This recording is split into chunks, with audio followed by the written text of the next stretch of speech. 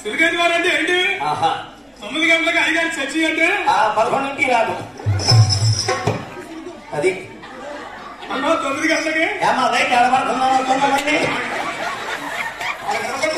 ఆడ కనపట్లేదు. నేను కూర్చోతున్నావా? ఎంత ముందే వెళ్తేనే అటెండెన్స్ హాజరు పడుతుంది. లేటుగా వెళ్తే హాజరు పడిద్దా?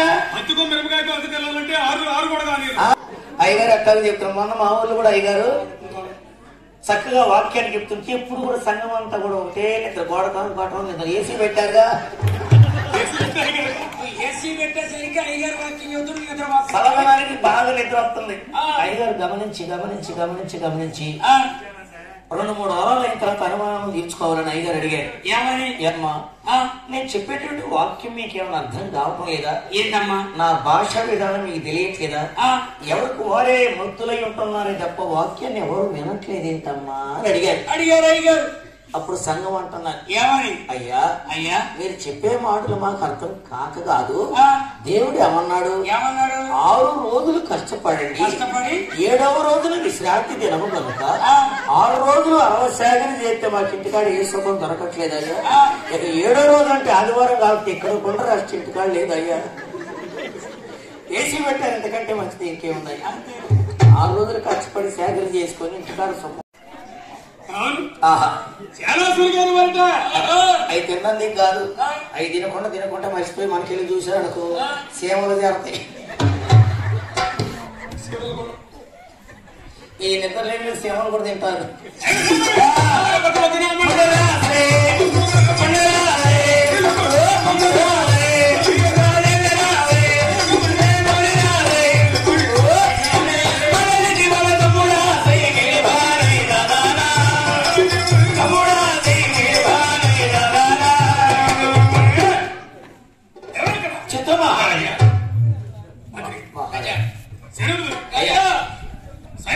అయ్య మహారాజా,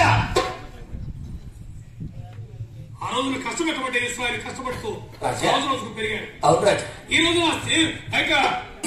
వేయమని శాసనాన్ని వేసి రాజముద్రిక వేశారు. అవునవును.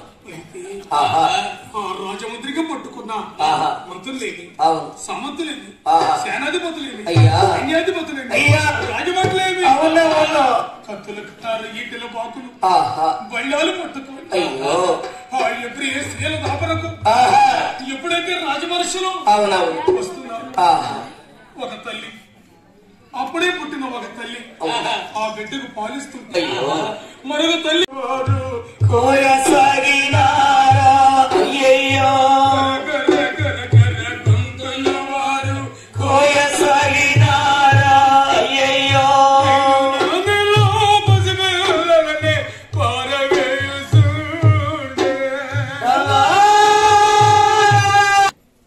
పసిపిల్లల కరకర కోసి వేసి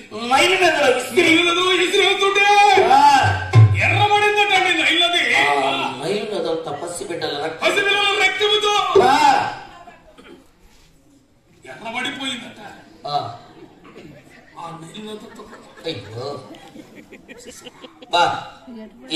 అబ్రహాము, ఇస్సాకు, యాకోబుల దేవా, సంతానం విస్తరింపజేస్తానున్నావే తండ్రి.